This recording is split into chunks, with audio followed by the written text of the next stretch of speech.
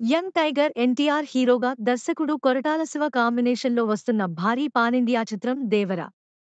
మరి ఈ చిత్రంలో జాన్వీ కపూర్ హీరోయిన్గా నటిస్తుండగా, బాలీవుడ్ స్టార్ నటుడు సైఫ్ అలీ ఖాన్ ఈ సినిమాలో విలన్ పాత్రలో నటిస్తున్నాడు. అయితే ఈ సినిమా మొదలు కావడం ఆలస్యంగానే స్టార్ట్ అయినప్పటికీ, షూటింగ్ మాత్రం అనుకున్నట్టుగా పక్కా ప్లాన్ ప్రకారం కంప్లీట్ అవుతోంది.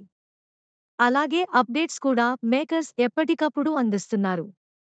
మరి వీటి అన్నిటినీ మించి దేవర గ్లింప్స్ కోసం చాలా మంది ఎదురు చూస్తుండగా, ఈరోజు రిలీజ్ అయిన ఫస్ట్ గ్లింప్స్ అంచనాలను పెంచేసింది.